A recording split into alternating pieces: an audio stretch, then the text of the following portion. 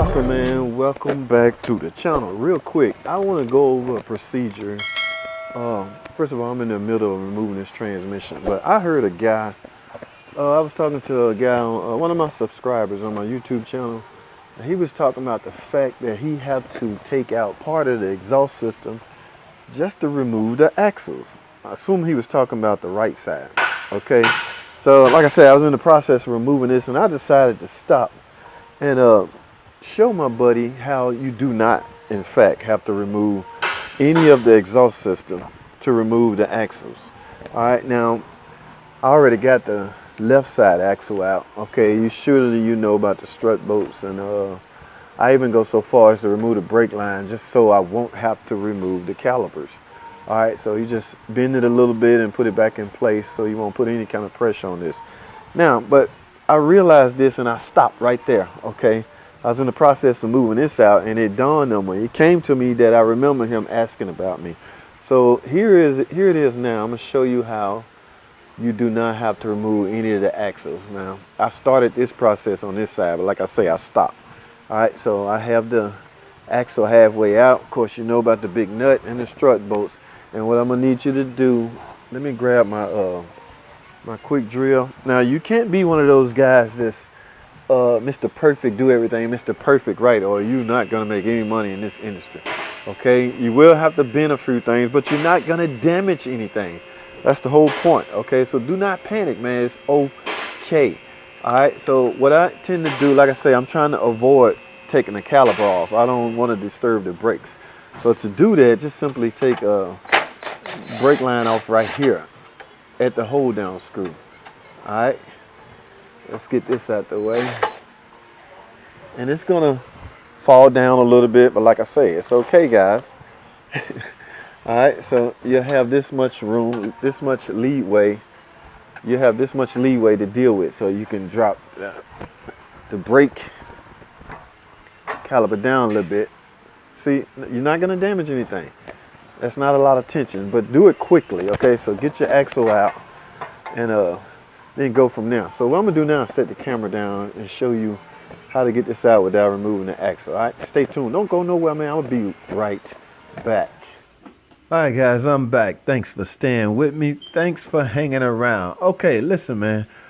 We got the axle out of the knuckle. All right, just grab your hammer and tap. All we want to do is tap this outer axle away from the inner shaft. Okay, that is the shaft, and it's attached to the transmission and bolted to the engine block. Okay, so it's held on by 3 bolts. So what you're gonna have to do is we're gonna have to get these 3 bolts out of here. Okay, but first, what we need to do first is let's grab your pry bar. I want to show you how to create you some clearance. Okay, so you'll be able to get this shaft out of here. Grab your pry bar and simply, all we're going to do is bend this shield. It's just the shield, guys. It's not going to hurt anything. We just want to bend it out the way so we can create some space so we can get this shaft out of here. We do not want to remove any parts of the exhaust system, okay? That's all you're doing. Just bend the shaft. You can bend it back in place when you're done, okay? Now, grab your 16mm socket and extension and your air ratchet. What we want to do is take these 3 bolts off. Okay, we got to get them unbolted away from the block. Now let me move the camera and get you a better view. Here we are right here. Like I say, there's only 3 bolts holding this shaft onto the block. Okay, just simply get those off, and from there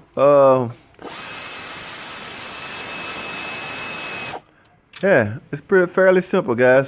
From there we'll be able to just all we're going to do is rotate the shaft backwards. So now, let me get you a different view, okay?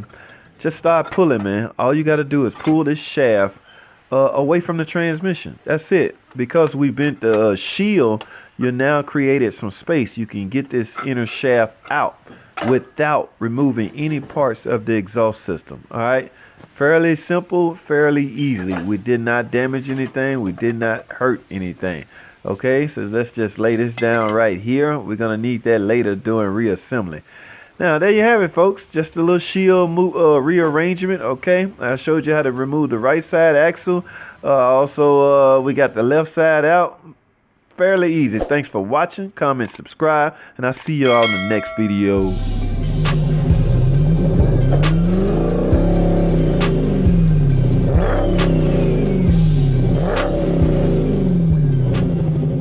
Alrighty guys, so y'all know y'all be asking me some questions that sometimes I just simply don't want to answer, and this is one of them. I get asked this all the time.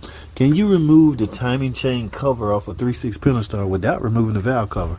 Well, according to this scene, absolutely, yes. Now, the bigger question will become, should you? Okay, it all depends, guys. If you can lift this valve cover up high enough to clear the top port of that timing chain cover, then yeah, go for it. Now, where's the timing chain cover? I think he's replacing it, but why? I do not know. Yes, here it is over here.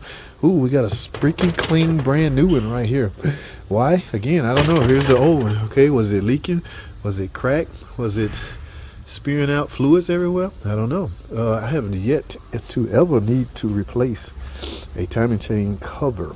All right, but my buddy on the other end of the shop doing just that. I have no idea why, guys. Don't ask me. When you come here tomorrow, I'll find out and I'll let y'all know. All right, for now, stay tuned. Alrighty, guys. So y'all remember the last video I uploaded? We was talking about my man over here replacing the cover and a water pump, and I couldn't, for the life of me, fathom why he replacing the cover. Cover has no responsibility other than covering the timing chain setup, right, and sealing that portion of it.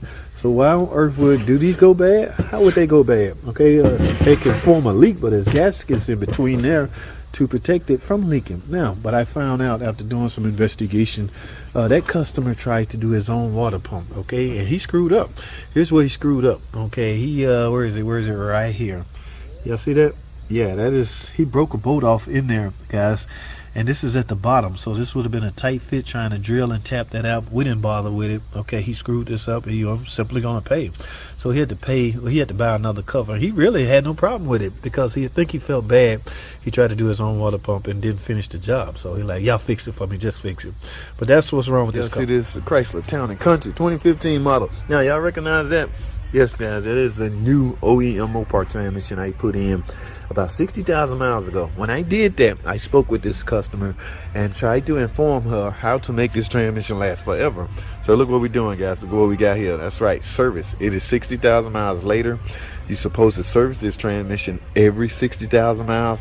I got new ATF plus 4 Mopar. All this stuff is Mopar, guys. I got the RTV. We don't use a pan gasket. We use RTV on this, and of course the filter. Now I got 5-6 quarts of this. All right.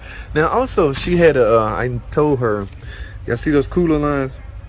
Leaks starting to form. Okay, they wasn't leaking when I replaced the transmission 60,000 miles ago. They are, however, leaking now. Look what I got here. Mopar cooler line, guys. So yes, we want to make this transmission last the remaining life of this van. So what we have to do? That's right, guys. We have to service it. Let's get it.